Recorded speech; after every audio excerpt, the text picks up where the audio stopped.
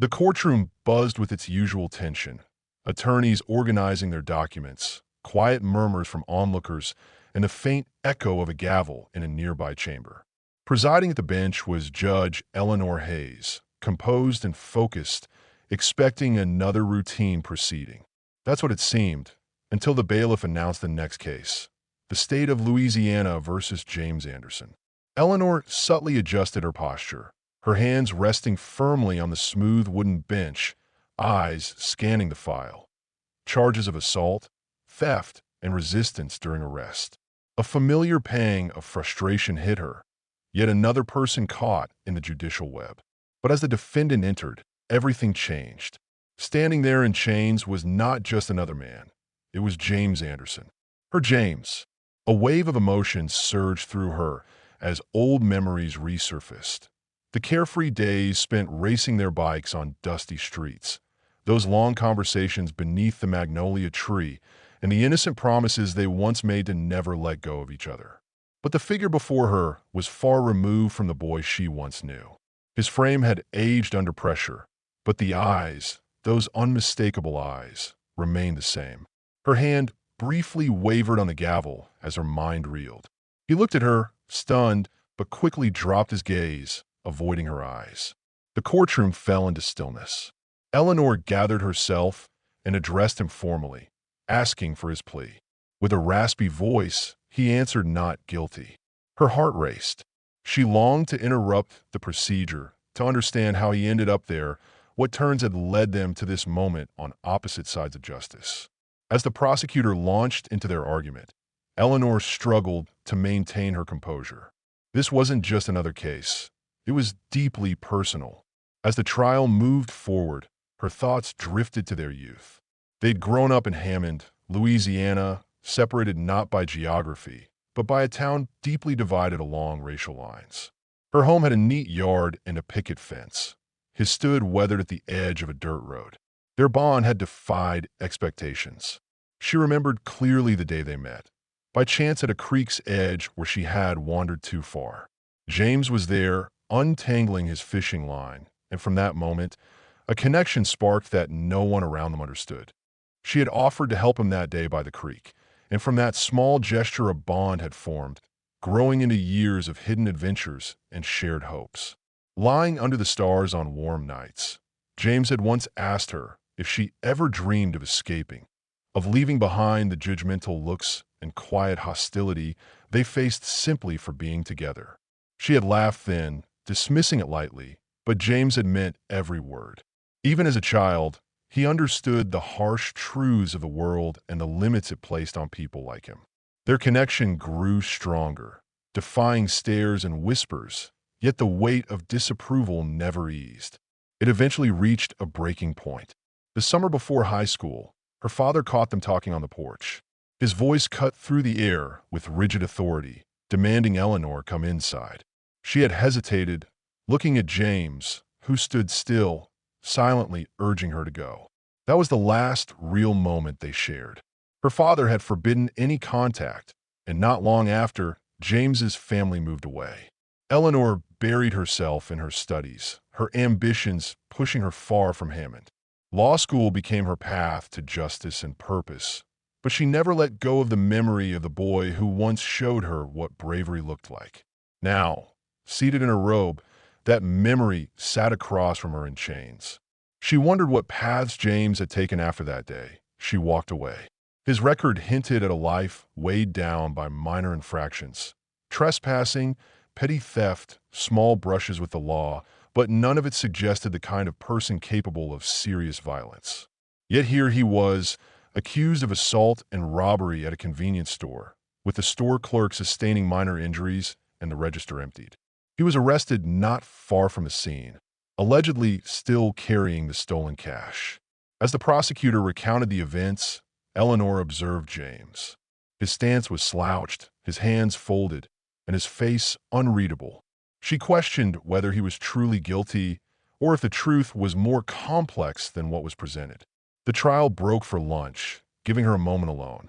In her chambers, her assistant Margaret approached cautiously, sensing something was off. Concerned, she asked if everything was all right.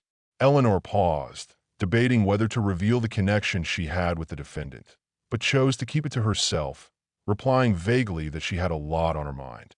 But the truth was gnawing at her. She wasn't all right. How could she be when someone from her past, someone who had once meant so much, now stood trial in her courtroom? As the session resumed, the tension in the room was palpable. Journalists scribbled notes, the jury leaned forward, and the prosecutor, a stern-faced man named Richard Powell, stood to begin. With confidence, he opened his argument, framing the case as one rooted in violence, setting the tone for what promised to be a defining trial. The prosecutor described the incident in stark, emotionless terms. A man had entered a convenience store, launched an unprovoked attack on a clerk, and fled with the contents of the register. The statement painted James Anderson as unquestionably guilty, tightening a knot of unease in Eleanor's chest. To the prosecution, James was just another name in a case file, devoid of history or humanity. James kept his eyes low, avoiding all contact. Then the defense took the floor. Lisa Porter, young but poised, addressed the jury with clarity and strength. She challenged the simplicity of the prosecution's version, insisting that James had proclaimed his innocence from the beginning and that the case was layered with unanswered questions and flawed assumptions. The first witness, a store employee, testified that a man matching James's description had entered the store, exchanged heated words with the cashier, and then jumped the counter.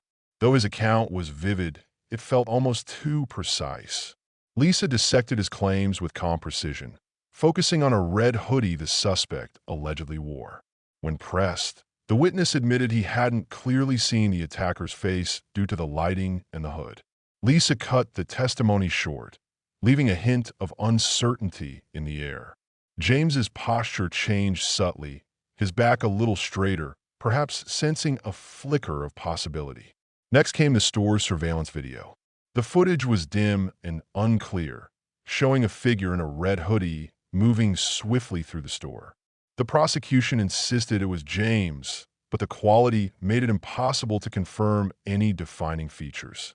Eleanor watched closely, trying to reconcile the shadowy movements with the man she once knew.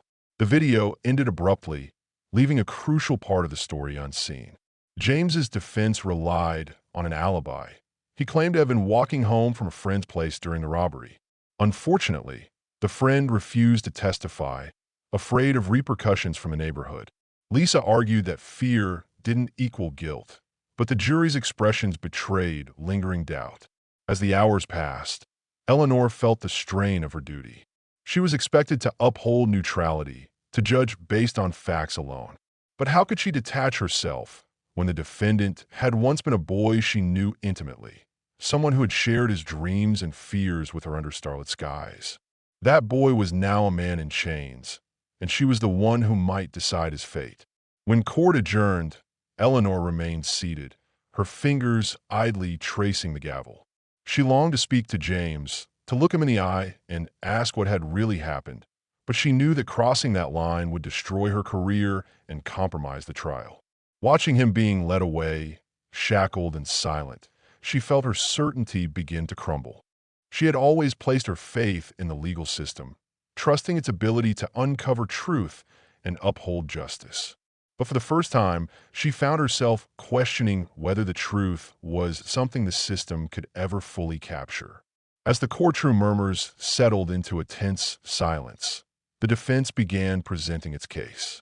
Lisa Porter called her key witness to the stand, Officer Daniel Harris, the arresting officer. Eleanor leaned in slightly, her attention sharpening. If there were inconsistencies to be found, this was the moment they might surface. Officer Harris, a stout man with a firm voice, took his place. Lisa approached with measured confidence and asked if he had been the one to apprehend James Anderson. He confirmed. She then questioned the details from his report, specifically noting that James had been detained a couple of blocks away from the convenience store shortly after the crime. Harris replied that James had matched the suspect's description, a black man in his 40s wearing dark clothes. Lisa raised an eyebrow and pointed out that the suspect in the footage was described as wearing a red hoodie. She pressed him, was such a hoodie recovered from James, or the area nearby. Harris admitted it was not, offering only the speculation that James might have discarded it. Lisa followed up, asking whether a search for such an item had actually been conducted. Harris admitted no search had taken place, claiming time constraints. Lisa highlighted that James had been arrested based on vague identifiers and without any solid evidence linking him to the crime scene. The officer hesitated under questioning, revealing more with his silence than with his words. Eleanor noticed members of the jury exchange uneasy glances. Lisa continued, asking Harris whether James had said anything during the arrest. He replied that James had proclaimed his innocence. Lisa questioned whether any effort was made to verify that claim or if the arrest was based purely on appearance. The officer responded that he had followed procedure, which Lisa repeated with pointed doubt before concluding her questioning. The tension in the courtroom grew as Harris stepped down, visibly rattled. Eleanor felt her pulse quicken. This wasn't just a legal proceeding anymore. It had become a moment of accountability, not only for James, but for a justice system too quick to judge. Then the defense brought in a surprise expert, a forensic analyst who had reviewed the surveillance footage. The analyst stated that based on the build and height of the person seen in the video, there was no conclusive match to James. More critically, the timestamp on the footage appeared altered, casting doubt on its integrity. The prosecution attempted to undermine the testimony, calling it speculative, but the jury appeared shaken. A sense of uncertainty took hold of the room, and Eleanor felt the pressure of that shift. As the day neared its end, James was invited to testify. Though warned of the potential risks, he chose to speak. Slowly, he approached the stand, his restraints faintly audible. His voice was low but full of quiet conviction, carrying the weight of someone determined to be heard.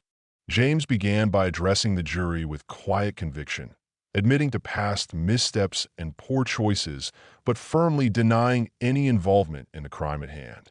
That night, he explained, he was simply walking home when he was stopped by police who made no effort to ask questions. They saw someone who matched a vague description and made assumptions. His voice wavered with emotion as he spoke of a lifetime spent trying to be seen beyond stereotypes, of a constant struggle to be judged by truth rather than appearance. He ended his testimony not with anger, but with exhaustion and a plea for truth to finally matter. As he returned to his seat, Eleanor felt a lump rise in her throat. His words didn't just seek acquittal, they asked to be recognized as human. The jury's faces reflected a mix of doubt, empathy, and uncertainty, and Eleanor sensed the trial had shifted. No longer was it merely about facts and statements. It had become a confrontation with bias and injustice. Her responsibility was not only to enforce the law, but to interpret it in the spirit of true fairness. On the final day of the trial, the atmosphere was dense with expectation. Closing statements were delivered with precision and intent. The prosecutor leaned heavily on the available circumstantial evidence, urging trust in procedure. Lisa, meanwhile, appealed to the jury's sense of humanity, pointing out the inconsistencies and the fragile foundation of the case. Eleanor remained composed as she listened, though her thoughts raced. She couldn't influence the jury's decision, but if the outcome left room for judgment, it would fall to her to deliver justice. The jury deliberated for what felt like an eternity. People filtered in and out of the courtroom, whispering anxiously and shifting in their seats. James sat still, hands clasped, his focus inward. He had avoided looking at Eleanor since the trial began, and she understood there was nothing she could say to undo what had been done. When the bailiff finally announced that a verdict had been reached, the room fell silent. The jury foreperson stood, visibly nervous, and read the decision. James Anderson was found not guilty. The courtroom reacted instantly, filled with whispers, exclamations, and a few sighs of relief. Eleanor restored order with a strike of her gavel. James's body slackened slightly as if the burden had slipped from his shoulders, but his expression betrayed little. Freedom had been won, but not without a cost. Eleanor formally acknowledged the verdict and dismissed the court. As the room cleared, she remained at the bench, watching James as he completed his release process. She assumed he would leave without acknowledging her, but instead, he turned and walked toward her. The room was nearly empty, with only a few staff finishing up their tasks. James stopped in front of the bench, his eyes guarded. He told her she didn't owe him anything, but asked why she had remained silent. She replied that she couldn't speak, that her role required impartiality, and any admission could have compromised the case. James listened, hurt and understanding in his expression, then responded that fairness had never really existed for people like him. Eleanor looked down, acknowledging his truth. She admitted she wished she had done more, both in the past and in the present. James exhaled, his stance softening. They had been just kids, unaware of the world's complexity, but he asked if she understood now. She affirmed that she did, and she apologized. James nodded gently, then turned and walked away, shoulders upright, exiting through the courthouse doors. Left alone, Eleanor sat in silence, reflecting on what the trial had revealed. Though the law had been followed, the experience exposed the deeper reality of how lives are shaped by systems beyond one's control. It was more than a case. It was a revelation, and for Eleanor, a moment of clarity. She rose from her seat as the sun dipped low outside the courthouse. The shadows stretched long across the steps, and with a quiet resolve, she made a promise to herself. She couldn't rewrite history, but she would do all she could to ensure that justice in the future would be more than a word. It would be a commitment. No matter how difficult that path might be, she owed it to James and to her own conscience to walk it.